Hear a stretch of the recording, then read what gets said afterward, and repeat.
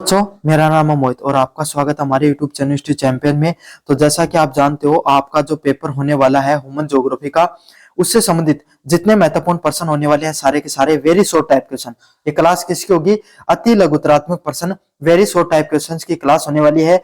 इसमें आपके सामने जितने भी अति लघुतरात्मक प्रश्न होंगे सारे के सारे आपको मैं करवाने वाला हूँ। आपको कुछ नहीं करना है, सिंपल चैनल को सब्सक्राइब कर देना है। क्या करना है? चैनल को सब्सक्राइब कर देना है। 25,000 सब्सक्राइबर कंप्लीट होने में अपने मात्र 800 सब्सक्राइबर कम है। कितने सब्सक्राइबर कम है? मात्र 800 सब्सक्राइबर कम है। 800 सब्सक्राइबर और अपने हो जाएंगे तब अपना पूरा 25,000 का टारगेट है वो कंप्लीट हो जाएगा और मुझे उम्मीद है आप सब बच्चे मिलकर इसको टारगेट को अचीव करवा दोगे। साथ के साथ कोने में जो व्यू प्रोडक्ट वाला ऑप्शन है, कौन सा है? कोने में जो व्यू प्रोडक्ट वाला ऑप्शन है, इस पे क्लिक करके अगर आप फ्लिपकार्ट में मित्रा से कोई प्रोडक्ट खरीदते हो, सबसे ज्यादा डिस्काउंट आपको देखने को मिलेगा।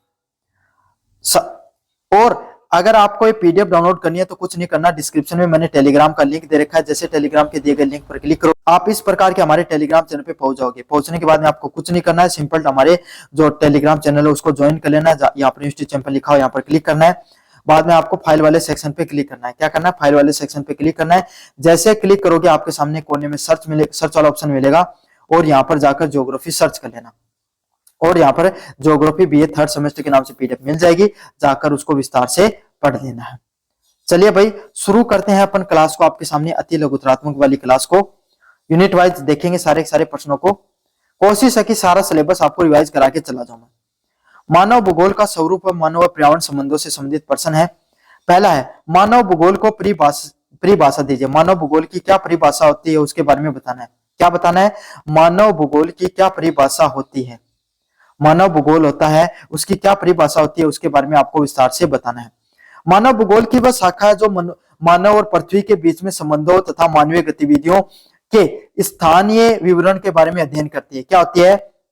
मानव भूगोल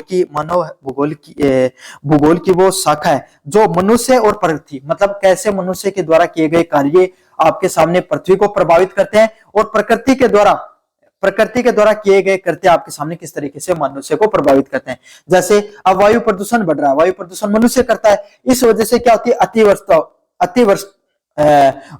वर्षा होती है, मतलब बहुत ज्यादा बारिश होती है, इस वजह से बाढ़ आती है। तो मनुष्य की वजह से प्रकृति को प्रभावित हुए, प्रकृति की वजह से बाढ़ की वजह से मनुष्य प्रभावित हुआ।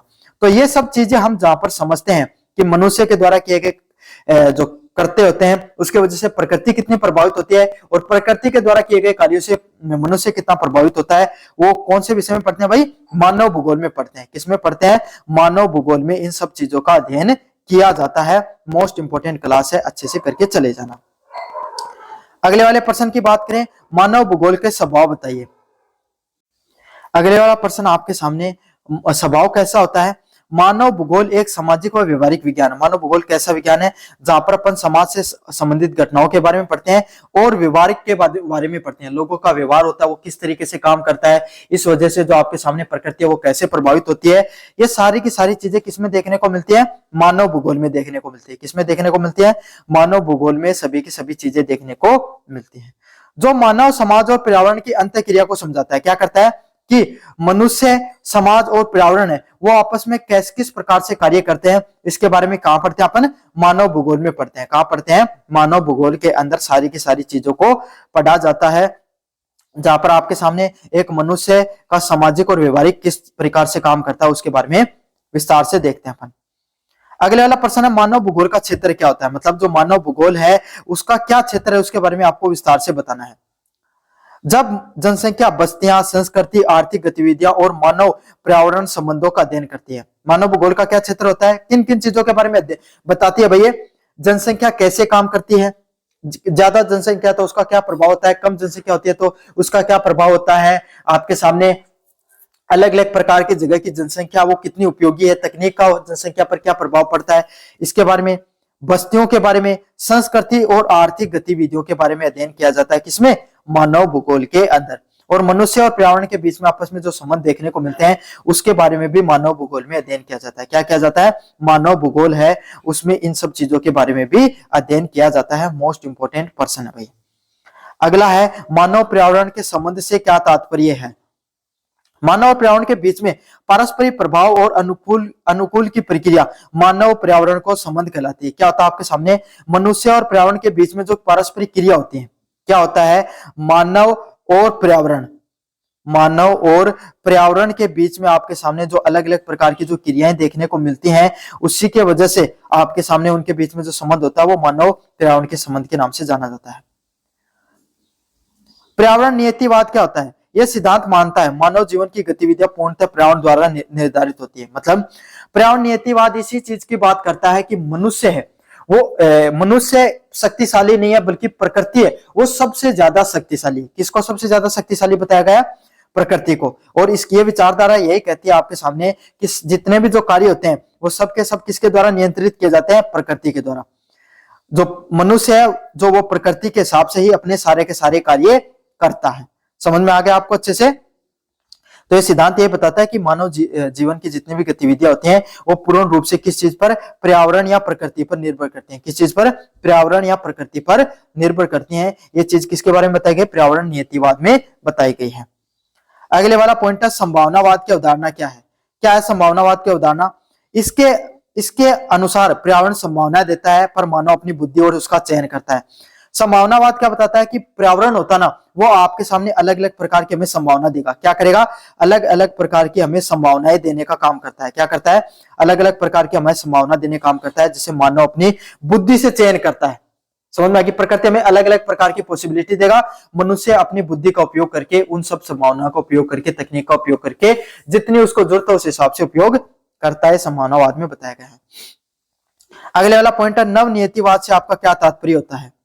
यह सिद्धांत मानव स्वतंत्रता और पर्यावरणीय सीमाओं को भीतर से स्वीकारता है। नवनियतिवाद क्या भाई आपके सामने सिद्धांत बताता है, मानव है ना, मानव स्वतंत्रता और पर्यावरणीय जो सीमाएं होती हैं उनको किस प्रकार से एडजस्ट करता है, उनको कैसे स्वीकारता है, ये किसमें बताया गया है, नवनियतिवाद में बताया गया है। किसमें बताया गया है, नवनियतिवाद में बताया गया है कि मानव है वो स्वतंत्र है और पर्यावरणीय सीमाओं को किस प्रकार से स्वीकारता है।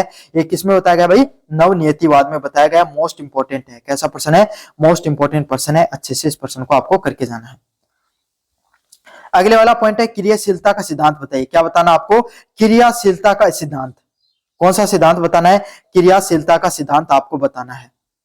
मानव अपने पर्यावरण को सक्रिय रूप से परिवर्तित करता है। मनुष्य क्या करता है, पर्यावरण को सक्रिय रूप से एक्टिवली चेंजमेंट जो करता रहता है उसको क्रियाशीलता के सिद्धांत के नाम से जाना जाता है। मतलब मनुष्य है वो अपनी क्रियाओं के माध्यम से अलग अलग काम करके मनुष्य जो अपनी गतिविधि करता है उसके हिसाब से जो पर्यावरण को बदलता है उसी को क्या कहा जाता है, क्रियाशीलता के सिद्धांत के नाम से जानता है। मनुष्य प्रकृति को सक्रिय रूप से परिवर्तित करने का या बदलने का काम करता है। अगले वाला पॉइंट है क्षेत्रीय भिन्नता का सिद्धांत। पृथ्वी के विभिन्न क्षेत्रों में मानवीय गतिविधियों में क्या पाई जाती है, भिन्नता पाई जाती है। मतलब पृथ्वी के जो अलग अलग प्रकार के क्षेत्र होते हैं ना उससे जो मनुष्य अनेकों प्रकार की गतिविधियां करता है वो अलग अलग होती हैं। आपके सामने एशिया के लोगों की अलग गतिविधियां हैं, है ना। यहाँ पर भाई तकनीक का अभाव है तो आपके सामने क्या होगा, कम जलवायु प्रदूषण ज्यादा देखने को मिलता है। यूरोप में तकनीक ज्यादा है तो वहां पर यूरोप और जो दक्षिण अमेरिका में वहां से प्रदूषण का कार्बन कंजम्पशन कम देखने को मिलता है। स्थलीय एकता का सिद्धांत क्या होता है, पृथ्वी को एक एकीकृत प्रणाली के रूप में देखने को क्या कहा जाता है कि पृथ्वी है उस पे हर क्रिया, इस पृथ्वी पर जितनी भी घटनाएं घटित होती हैं वो सब क्या है, एक दूसरे से जुड़ी हुई है। क्या दिखाया गया, पृथ्वी पर जितनी भी जो घटनाएं हैं वो आपके सामने क्या है, एक दूसरे से जुड़ी हुई होती हैं, एक दूसरे से संपर्क में रहते हैं। इसी को स्थलीय एकता के सिद्धांत के नाम से जाना जाता है। किस नाम से जाना जाता है, स्थलीय एकता के सिद्धांत के नाम से जाना जाता है। यह भी मोस्ट इंपोर्टेंट कॉन्सेप्ट है। कैसा कॉन्सेप्ट है, मोस्ट इंपोर्टेंट कॉन्सेप्ट है भैया। चलिए यूनिट नंबर 2 की तरफ बढ़ते हैं जहां पर मानव नस्लें, जनजातियों व विश्व जनसंख्या से संबंधित प्रश्न आते हैं। पहला प्रश्न, मानव नस्ल की परिभाषा क्या होती है। समान शारीरिक लक्षण वाले मानव समूहों को मानव नस्ल के नाम से जाना जाता है। मतलब ऐसे लोग जिनके सम शारीरिक लक्षण, शारीरिक ढांचा, शारीरिक संरचना एक समान होती है उसको मानव नस्ल के नाम से जाना जाता है। किस नाम से जाना जाता है, मानव नस्ल के नाम से जाना जाता है। ऐसे लोग जिनका शरीर का एक प्रकार का है और आपके सामने एक प्रकार का जो व्यवहार विचार रखते हैं उनको मानव नस्ल के नाम से हम जानते हैं। अगले वाला है जी टेलर का नक्सल वर्गीकरण क्या होता है। जी टेलर के द्वारा नक्सल वर्गीकरण क्या दिया गया उसके बारे में आपको विस्तार से बताना है। शारीरिक विशेषताओं के आधार पर नस्लों को वर्गीकरण किया गया। क्या किया गया, जो शरीर है, शरीर की जो विशेषताएं होती है, कोई भी मनुष्य है उसकी शारीरिक विशेषताओं के आधार पे उसको वो कौन सी नस्ल का व्यक्तित्व है, इस चीज का वर्गीकरण किया गया है। उसको क्या कहा जाता है? जी टेलर के द्वारा नस्ल वर्गीकरण के नाम से जाना जाता है। किस नाम से जाना जाता है? नस्ल वर्गीकरण के नाम से जाना जाता है। किसके द्वारा? जी टेलर के द्वारा। किसके द्वारा? जी टेलर के द्वारा आपके सामने शरीर की बनावट, शरीर की विशेषताओं के आधार पे आपके सामने अलग अलग प्रकार की जो नस्लों का वर्गीकरण किया जाता है, वो आपके सामने ये जी टेलर का जीव नस्ल वर्गीकरण कहलाता है। अगले वाला पॉइंट है मानव नस्लों का वितरण। विभिन्न नस्लें अलग अलग महाद्वीपों में पाई जाती है। मानव नस्लों का वितरण क्या होता है? अलग अलग प्रकार की जो नस्लें होती हैं वो अलग अलग महाद्वीपों में पाई जाती हैं, उसको मानव नस्लों के नाम से जाना जाता है। मतलब जो अलग अलग प्रकार की जो नस्लें हैं वो अलग अलग महाद्वीपों में पाई जाएंगी। कहां पर पाई जाएंगी? अलग अलग महाद्वीपों में। चाहे एशिया की बात करें, चाहे यूरोप की बात करें, कहीं की भी बात करें, आपके सामने एशिया के लोगों का अलग व्यवहार, विचार, शारीरिक आकार होगा, अफ्रीका वालों का अलग होगा, यूरोप वालों का अलग होगा, आपके सामने अमेरिका वालों का अलग अलग होगा। समझ में आ गई? तो विभिन्न अलग अलग प्रकार की जो नस्लें हैं वो अलग अलग महाद्वीप में पाई जाएंगी। नस्लें जलवायु के आधार पे विभाजित हो जाती हैं, है ना, वातावरण के हिसाब से विभाजित हो जाती हैं, मनुष्य की क्रियाओं के द्वारा आपके सामने प्रभावित होती हैं, भू आकृति से भी प्रभावित होती हैं। अस्मिको जनजाति की क्या विशेषता होती है? अत्यधिक शीत प्रदेशों में अनुकूल जीवन। मतलब अस्मिको जो जनजाति होती है वो क्या करती है? बहुत ज्यादा जो ठंड वाले प्रदेश होते हैं, कैसे प्रदेश? बहुत ज्यादा ठंड वाले प्रदेश होते हैं, अत्यधिक शीत प्रदेशों में भी अपना जीवन जी पाते हैं। समझ में आ गया? बहुत ज्यादा जो ठंड वाले प्रदेश होते हैं उन सभी प्रदेशों में भी अपना जीवन है वो आपके सामने अच्छे से जी पाती हैं। वो कौन सी प्रजाति है? अस्मिको जनजाति। अस्मिको जनजाति के नाम से उसको जाना जाता है। अच्छा प्रश्न है, मोस्ट इंपोर्टेंट प्रश्न है भाई। अगले वाला है बुशमैन जनजाति कौन सी होती है? मरुस्थलीय क्षेत्र में शिकार पर जीवन निर्भर करने वाली जनजाति कौन सी जनजाति होती है भाई? बुशमैन जनजाति। कौन सी जनजाति होती है? बुशमैन जनजाति, जो लगभग आपके सामने मरुस्थलीय क्षेत्र में शिकार पर निर्भर रहती है। किस चीज पर निर्भर रहती है? आपके सामने शिकार पर निर्भर रहती है। समझ में आ गया? बुशमैन जनजाति आपके सामने मरुस्थलीय क्षेत्र में पाई जाती है और शिकार पर अपना जीवन है उसका लगभग किस चीज पर जीवन रहता है? शिकार पर जीवन रहता है। यूट्यूब पर वीडियो लगाकर देख लेना, आज भी वो अपना जीवन है शिकार करते हैं तभी उनको भोजन मिलता है, शिकार नहीं करेंगे तो उनको भोजन नहीं मिलेगा। समझ में आ गया? बुशमैन जनजाति पूरी तरीके से शिकार पर निर्भर रहती है। पिग्मी जनजाति, नाम पिग्मी है मतलब छोटे कदकाठी के हैं और वन क्षेत्रों में निवास करते हैं। क्या करते हैं? छोटे कदकाठी के लोग होते हैं और आपके सामने कहां पर? जो वन वाला क्षेत्र होता है, वन आंशिक क्षेत्र होता है, वहां पर आपके सामने ये लोग देखने को मिलते हैं। इस प्रकार की जनजाति को पिग्गी जनजाति के नाम से जाना जाता है। किस जनजाति के नाम से जाना जाता है? पिग्मी जनजाति के नाम से जाना जाता है। कौन सी जनजाति के नाम से? पिग्मी जनजाति के नाम से जाना जाता है। वन क्षेत्रों में लगभग ये लोग वो निवास करते हैं। अगले वाली जनजाति है संथाल जनजाति। कृषि और वन आधारित जीवन, मतलब कैसा जीवन जीते हैं? कृषि करते हैं, सबसे ज्यादा कृषि करेंगे और वनों में अपना जीवन काटने का काम करते हैं। क्या करते हैं? वनों पे अपना जीवन काटते हैं और ज्यादा से ज्यादा कृषि पर अपना जीवन निर्भर करता है। इनका जीवन किस चीज पर निर्भर करता है? कृषि पर जीवन निर्भर करता है और वनों पर अपना जीवन है वो इनका लगभग जीवन वनों और कृषि पर निर्भर होता है। इस प्रकार की जनजातियों कौन सी जनजाति में आती है? संथाल जनजाति का भाग होती है। कौन सी जनजाति का? संथाल जनजाति का भाग होती है। अच्छा प्रश्न है भाई, अच्छे से करके चले जाना। अगले वाला पॉइंट है नागा जनजाति कहां पर पाई जाती है? पहाड़ी क्षेत्रों में जो झूम कृषि करते हैं। क्या करते हैं? जो पहाड़ी क्षेत्र होता है वहां पर जो जिन लोगों के द्वारा झूम कृषि की जाती है वो कौन सी जनजाति होती है भाई? आपके सामने नागा जनजाति होती है। कौन सी जनजाति होती है? उसको नागा जनजाति के नाम से भी जाना जाता है। कौन सी जनजाति के नाम से? नागा जनजाति के नाम से भी जाना जाता है। मोस्ट इंपोर्टेंट पर्सन है भाई। कैसा पर्सन है? मोस्ट इंपोर्टेंट पर्सन है, विस्तार से देखकर चले जाना।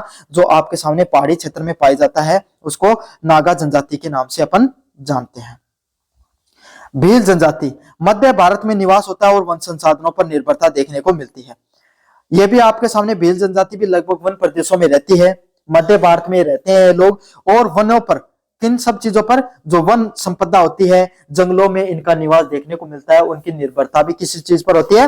वन संसाधनों पर ज्यादातर देखने को मिलती है। विश्व जनसंख्या की परिभाषा दीजिए। पृथ्वी पर निवास करने वाले कुल मानवों की जो संख्या होती है उसको विश्व जनसंख्या के नाम से जाना जाता है। मतलब इस पृथ्वी पर जितनी जो लोग रह रहे हैं जितनी मात्रा में जो लोग रह रहे हैं सभी को किसके नाम से जाना जाता है भाई? विश्व जनसंख्या का हिस्सा होते हैं। चलिए यूनिट फर्स्ट और सेकंड को अपन वेरी शॉर्ट टाइप क्वेश्चन को देख लिया। यूनिट थर्ड के प्रश्नों को देखें। प्रवासन, जनसंख्या और संसाधन का विकास क्या होता है? पहला पॉइंट है प्रवासन की परिभाषा क्या होती है? स्थायी व अस्थायी रूप से आपके सामने स्थान परिवर्तित करने वाले लोगों को प्रवासन कहा जाता है। क्या कहा जाता है? ऐसे लोग जो स्थायी व अस्थायी रूप से अपना स्थान समय समय पर बदलते रहते हैं उसको प्रवासन के नाम से जाना जाता है। किस नाम से जाना जाता है? प्रवासन के नाम से जाना जाता है। ऐसी जनजाति के लोग जो समय समय पर अपना स्थल है वो बदलते रहते हैं, वो लोग प्रवासन के नाम से जाना जाता है। प्रवासन के मुख्य कारण क्या होते हैं? लोग अपने समय समय पर अपना जगह वगैरह बदलते रहते हैं, उसके पीछे प्रमुख कारण क्या रहता है? आर्थिक, सामाजिक व राजनीतिक और पर्यावरणीय कारण रहते हैं। क्या कारण रहते हैं भाई आपके सामने? लोग समय समय पर अपना जो जगह बदलते रहते हैं उसके पीछे कारण क्या है? पैसे के लिए। भाई जिस जगह पर रह रहे हैं वहां पर आपके सामने उचित मात्रा में पैसा नहीं कमा रहे हैं, दो वक्त की खाना नहीं कमा पा रहे हैं, तो इस वजह से लोग क्या कर लेते हैं भाई आपके सामने अपना घर वगैरह है वो छोड़कर दूसरी जगह पर जाकर बसना शुरू कर देते हैं। कोई राजनीतिक कारण हो गया, कहीं पर आपके सामने दंगे देखने को मिल गए, कहीं पर आपके सामने लोगों को निष्कासित कर दिया गया, तो लोग क्या करते हैं राजनीतिक कारणों से भी अपना घर है प्रवासन करके आपके सामने दूसरी जगह पर बसते हैं। तो दूसरा कारण क्या होता है भाई? राजनीतिक कारण। क्या होता है? राजनीतिक कारण की वजह से भी लोग अपना घर बार है वो छोड़कर दूसरी जगह बसते हैं। अगला कारण होता है पर्यावरणीय कारण। लोग पर्यावरण में हो रहे वक्त के साथ बदलाव के कारण की वजह से भी क्या करते हैं? अपना घर वगैरह वो छोड़ते हैं। तो ये कुछ आपके सामने प्रमुख कारण होते हैं। अगले वाला पॉइंट है आंतरिक प्रवासन। देश के भीतर लोग स्थान परिवर्तित करते हैं। क्या करते हैं? एक देश के अंदर लोग अपने स्थान को जो परिवर्तित करते हैं उसको क्या कहा जाता है? आंतरिक प्रवासन के नाम से जाना जाता है। किस नाम से जाना जाता है?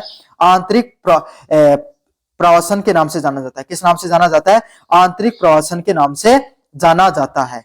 देश के भीतर लोग अपना स्थान को परिवर्तित करते रहते हैं, उसको आंतरिक प्रवासन के नाम से जाना जाता है। चलिए अगले वाले पॉइंट की तरफ अगर अपन बढ़े, अंतरराष्ट्रीय प्रवासन क्या होता है? देश के बीच में प्रवासन किया जाता है। मतलब अंतरराष्ट्रीय प्रवासन यह होता है कि एक देश से दूसरे देश में लोग, जैसे आपके सामने जो रोहिंग्याज है, जो म्यांमार के जो आपके सामने मुस्लिम लोग हैं रोहिंग्या, वो बांग्लादेश में, भारत में और आपके सामने जो इन सब देशों में जो आकर रह रहे हैं, ये कैसा प्रवासन है? अंतरराष्ट्रीय प्रवासन है। प्रवासन के क्या प्रकार होते हैं? ग्रामीण, शहरी, स्थायी व अस्थायी। मतलब लोग ग्रामीण क्षेत्र से क्या कर रहे हैं? शहरी क्षेत्र में जाकर बसते हैं। काफी लोग स्थायी रूप से जाकर बस जाते हैं, काफी लोग अस्थायी रूप से कुछ दिन काम करने के लिए जाते हैं, फिर अपने वापस अपने घरों की तरफ लौट जाते हैं। तो प्रवासन के प्रकार होते हैं ग्रामीण या शहरी, स्थायी या अस्थायी। प्रवासन के क्या परिणाम होते हैं? प्रवासन के वजह से शहरीकरण बढ़ता है। क्या होता है? शहरों की संख्या है वो धीरे धीरे बढ़ रही है, शहरों पर दबाव बढ़ता चला जाता है। संस्कृति का मिश्रण होता है, अलग अलग देशों के लोग, अलग अलग राज्यों के लोग आपके सामने आपस में आकर रहते हैं, तो इस वजह से संस्कृति उसका भी मिश्रण देखने को मिलता है। और सामाजिक तनाव, काफी बार क्या होता है जो स्थानीय लोग वहां पर रहते हैं वो दूसरी जगह से आए हुए लोगों को स्वीकारना नहीं चाहते हैं, तो इस वजह से काफी बार क्या होता है सामाजिक तनाव भी देखने को मिलता है, लोगों में आपस में लड़ाइयां भी हो जाती हैं। अगले वाला पॉइंट है विश्व प्रवासन प्रवृत्ति क्या होती है? विकासशील और विकसित देशों की ओर प्रवासन। मतलब विश्व प्रवासन इस प्रकार से होता है कि विकासशील देश जैसे भारत हो गया, वहां से लोग कनाडा, यूएसए और यूरोपीय देशों में बढ़ते हैं, तो जाकर रहने लग जाते हैं। उसको क्या कहा जाता है? विश्व प्रवासन के नाम से जाना जाता है। किस नाम से जाना जाता है? विश्व प्रवासन के नाम से जाना जाता है। जहां पर विकासशील देश है वो विकसित देशों की ओर जाकर वहां पर रहने लग जाते हैं। जनसंख्या संसाधन क्षेत्र, संसाधन उपलब्धता के कारण क्षेत्रों में विभाजन होना। मतलब अलग अलग प्रकार के, जैसे झारखंड और बिहार है, दोनों थे पहले एक ही, लेकिन झारखंड में अत्यधिक संसाधन देखने को मिलते थे और बिहार में कम संसाधन देखने को मिलते थे, इसीलिए क्या हो गया उन दोनों क्षेत्रों में विभाजन देखने को मिल गया। तो जनसंख्या संसाधन क्षेत्र वो होते हैं जहां पर संसाधन की उपलब्धता के अनुसार क्षेत्रों में विभाजन किया जाता है। अगले वाला पॉइंट है जनसंख्या की लाभांश क्या होता है? कार्यशील आयु वर्ग की अधिकता से आर्थिक लाभ होना। मतलब काम करने वाली जो जनसंख्या वो बहुत ज्यादा देखने को मिलती है, इस वजह से क्या होता है आपके सामने बहुत ज्यादा अधिक लाभ देखने को मिलता है, उसको जनसंख्या की लाभांश के नाम से जाना जाता है। जैसे भारत हो गया, चीन हो गया, इन सब देशों के पास बहुत युवा जनसंख्या जो क्या कर सकती है भारी मात्रा में आपके सामने काम कर सकती है, इस वजह से इन देशों में मजदूर वर्ग काफी देखने को मिलता है। जनसंख्या समस्याएं, बेरोजगारी, गरीबी व संसाधनों का संकट होना। अगर आपके सामने बहुत अधिक मात्रा में जनसंख्या देखने को मिलती है तो उस देशों में बेरोजगारी काफी मात्रा में होगी, गरीबी काफी मात्रा में देखने को मिलती है और संसाधनों का भी संकट देखने को मिलता है। तो बच्चों ये थी आपके सामने यूनिट फर्स्ट सेकंड थर्ड। अब आखिरी नंबर यूनिट नंबर 4 की तरफ अपन बढ़ते हैं। यहाँ पर मानव बस्तियां एवं नगरीकरण से संबंधित प्रश्न है। किससे संबंधित? मानव बस्तियां एवं नगरीकरण से संबंधित प्रश्न है। मोस्ट इंपोर्टेंट प्रश्न है। कैसे प्रश्न है? मोस्ट इंपोर्टेंट प्रश्न है। पूरे देख लेना और चैनल को सब्सक्राइब नहीं किया तो कब करोगे? कर दो भाई। मानव बस्तियां क्या है? क्या प्रश्न है? मानव बस्तियां आखिरकार होती क्या है, इसके बारे में अपन देखेंगे। मानव बस्तियां क्या होती है? मानव द्वारा स्थायी निवास हेतु बनाए गए क्षेत्रों को क्या कहा जाता है? मानव बस्तियों के नाम से जाना जाता है। क्या होता है मानव बस्तियां? मनुष्य के द्वारा अपने घर को जो स्थायी रूप से किसी जगह पर रहने के लिए जिन घरों को बनाया जाता है, जहां पर रहते हैं लोग, उसी को मानव बस्तियों के नाम से जाना जाता है। किस नाम से जाना जाता है? मानव बस्तियों के नाम से जाना जाता है। जहां पर लोग क्या करते हैं आपके सामने भाई, निवास करने के लिए, रहने के लिए जहां पर लोग रहते हैं, अपने घर वगैरह बनाते हैं, उसको मानव बस्तियों के नाम से जाना जाता है। स्थल चयन, साइट का अर्थ क्या होता है? मतलब आप जिस घर पर रहना चाहते हो, जहां पर अपना घर का निर्माण करना चाहते हो, जहां पर रहना चाहते हो, उस घर को जब आप निर्माण करने के लिए किस प्रकार की भूमि को चुनते हो, उसी को क्या कहा जाता है? स्थल चयन के नाम से जाना जाता है। जैसे आप ढलान वाली जगह में रह रहे हो, टीले पर रहना चाह रहे हो, आप स्थल जमीन पे जो एकदम समतल जमीन पर रहना चाहते हो, किस प्रकार की जमीन पर आप अपना घर बना रखा है, उसी को आपके सामने स्थल चयन के नाम से जाना जाता है। स्थिति, सिचुएशन का क्या अर्थ होता है? आसपास के क्षेत्रों की बस्तियों का संबंध, मतलब आपके आसपास के क्षेत्र में किस प्रकार के लोग रहते हैं, समझ में आ गया? उसको स्थिति या सिचुएशन के नाम से जाना जाता है। ग्रामीण बस्ती का क्या परिभाषा होती है? कृषि आधारित छोटी बस्तियां होती हैं। क्या होती हैं आपके सामने? कृषि पर निर्भर करने वाली छोटी छोटी बस्तियां आपके सामने देखने को मिलती हैं। कौन सी बस्तियां? ग्रामीण बस्तियां। ग्रामीण बस्तियां क्या होती है भाई आपके सामने? ग्रामीण क्षेत्र के अंदर कृषि पर निर्भर रहने वाले लोग जो आपके सामने छोटी छोटी बस्तियों के अंदर रहते हैं, उनको किसके नाम से जाना जाता है भाई? ग्रामीण बस्तियों के नाम से जाना जाता है। किसके नाम से जाना जाता है? ग्रामीण बस्तियों के नाम से जाना जाता है। जो लोग लगभग कृषि पर निर्भर रहते हैं और छोटी छोटी बस्तियों के अंदर अपना जीवन यापन है वो करते हैं। अगले वाला पॉइंट है ग्रामीण बस्तियों के प्रकार। कितने प्रकार की होती है ग्रामीण बस्तियां? सहकेंद्रित, विस्तृत और लेखरित। सहकेंद्रित क्या होगा? एक जगह के आसपास, एक जगह पर झुंड में एक साथ लोग रह रहे हैं, मतलब ऐसे घर जहां पे आप छत से छत टच होती है ना, उस प्रकार के घर, मतलब बहुत ज्यादा लोग एक जगह पर रह रहे हैं। विस्तृत क्या होता है आपके सामने? दूर दूर घर है लोगों के, और रेखे का एक लाइन में आपके सामने लोगों का घर देखने को मिलता है। ग्रामीण बस्ती की संरचना कैसे होती है? लोग अपने रहने के लिए रहते हैं, कृषि योग्य भूमि का संगठन देखने को मिलता है। क्या तो आपके सामने आवास के लिए रहेंगे लोग, या अपनी कृषि भूमि के लिए आपके सामने लोग वहां पर रहते हैं। तो आपके सामने ग्रामीण बस्तियों की संरचना के यही मुख्य भाग होते हैं। नगरीय शहरीय बस्तियों में क्या क्या होता है? गैर कृषि गतिविधियां होती हैं पर आधारित बड़ी बस्तियां, मतलब कृषि तो करनी ही नहीं पड़ती है लोगों को, तो क्या पास पास में घर बना रखे हैं और आपके सामने छोटी सी भूमि में आपके सामने बहुत ऊंचे ऊंचे घरों का निर्माण, मल्टी जो कॉम्प्लेक्स टाइप के घरों को बना दिया जाता है। नगरीय बस्तियां का आकार किस प्रकार से होता है? आकार में बड़ी होंगी और कार्यों का आधार पे क्या होंगी? बड़ी बड़ी बस्तियां, आकार में बड़ी बस्तियां होंगी और कार्य अलग, जैसे कार्य की जरूरत होती है वैसे लोग अपने घर का निर्माण करते हैं। नगरीय आकृति विज्ञान क्या होती है? शहरों की बनावट और संरचना, शहर है उनकी बनावट कैसी है, उनकी संरचना कैसी है, उसके आधार पे आपके सामने नगरीय आकृतियां देखने को मिलती हैं। और विश्व नगरीय प्रवृत्ति कैसी होती है? शहरों और जनसंख्या के वृद्धि की वजह से देखने को मिलती है। तो ये था आपका ह्यूमन ज्योग्राफी का पेपर। कैसा लगा वीडियो जोर से बताना, चैनल को जोर से सब्सक्राइब कर देना। धन्यवाद।